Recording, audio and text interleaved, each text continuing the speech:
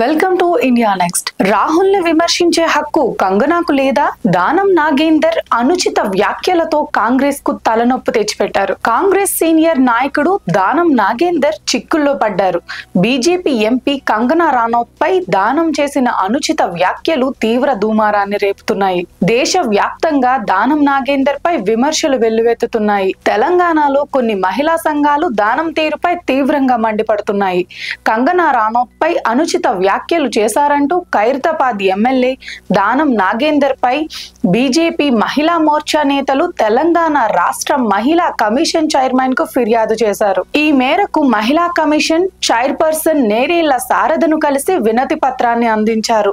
అనుచిత వ్యాఖ్యలు చేసిన దానంపై చర్యలు తీసుకోవాలని కోరారు. సినిమాల్లో భోగం వేషాలు వేసుకునే కంగనాకు రాహుల్ గాంధీని విమర్శించే నైతిక హక్కు లేదని దానం నాగేందర్ అనుచిత వ్యాఖ్యలు చేశారు.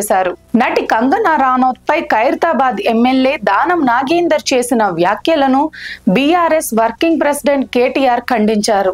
మహిళలను కించపరిచే విధంగా రాజకీయాలు ఉండకూడదని హితవు పలికారు. కంగనా పట్ల దానం నాగేందర్ ఉపయోగించిన నీచమైన భాష ఆమోదయోగ్యం కాదని కేటీఆర్ ట్విట్టర్ వేదికగా స్పందించారు. కంగనా అభిప్రాయాలను, ఆమె పార్టీ ఐడియాలజీని తాను ఏకీభవించను, కానీ ఆమెను విమర్శిస్తూ దానం చేసిన దిగజారుడు మాటలు మాట్లాడటం సరికాదని కేటీఆర్ అభిప్రాయపడ్డారు. ఢిల్లీలో తెలంగాణలోని కాంగ్రెస్ నేతలు కూడా దానం నాగేందర్ వ్యాఖ్యల పట్ల మౌనం వహించడం ఆశ్చర్యంగా ఉందని కేటీఆర్ మండిపడ్డారు. నాగేందర్ కామెంట్స్ ను కాంగ్రెస్ నాయకులందరూ ఆమోదిస్తున్నారా అని కేటీఆర్ ప్రశ్నించారు. అసోం సీఎం హిమంత బిస్వా శర్మ సోనియా గాంధీ పట్ల అనుచిత వ్యాఖ్యలు చేసినప్పుడు తెలంగాణలోని మీ సొంత పార్టీ సభ్యులు సీఎం రేవంత్ రెడ్డి స్పందించక ముందే మాజీ సీఎం కేసీఆర్ స్పందించారని కేటీఆర్ గుర్తు చేశారు. క్రూరమైన నేరమేనని, అది రేప్ కావచ్చు, మర్డర్ కావచ్చు,